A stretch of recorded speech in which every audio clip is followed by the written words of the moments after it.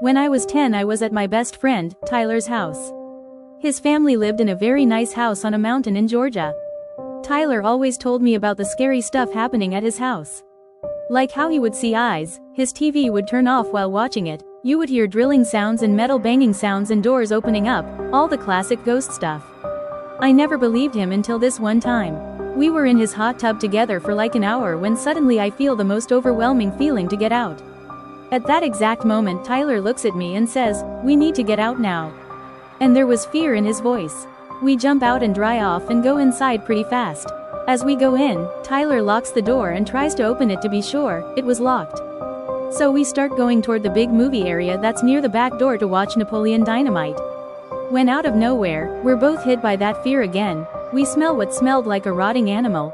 His DVD rack falls over and all the movies fly off and at the same time and the back door flies open. Needless to say, we hauled ass upstairs to his other movie room and made a fort out beanbags and chairs to defend ourselves from the paranormal enemy. From that moment on I believed in ghosts.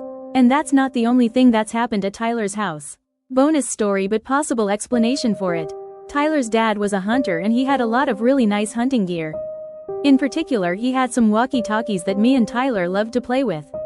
One day Tyler and I had the walkie-talkies and he was outside across the street with one, and I was looking out the window at him from inside.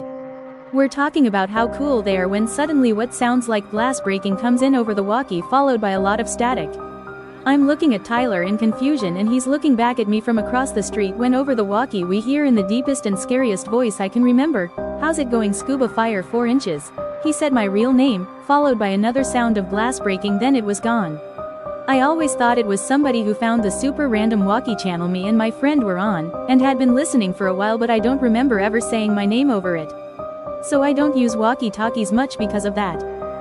I'd never been too sure whether or not I believed in ghosts and all that paranormal stuff, until I was about 12 when my family had an experience that for the first time made me realize there are things in this world that truly cannot be explained. It was my aunt's wedding, and although it was a beautiful and happy day, everyone's hearts hung a little heavy since my grandfather had passed away several months before. He had been the backbone of my family and had loved his children deeply. It had been one of his dreams to see his youngest daughter, my aunt, married.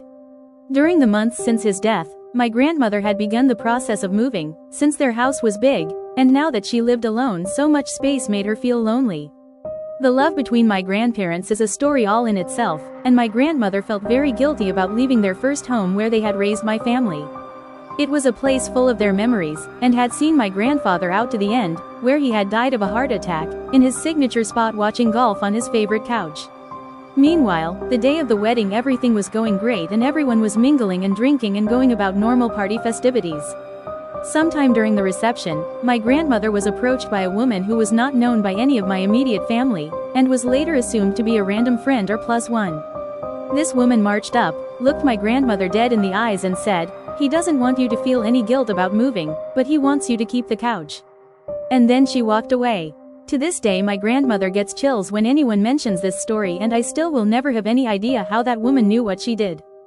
Shit really makes you wonder.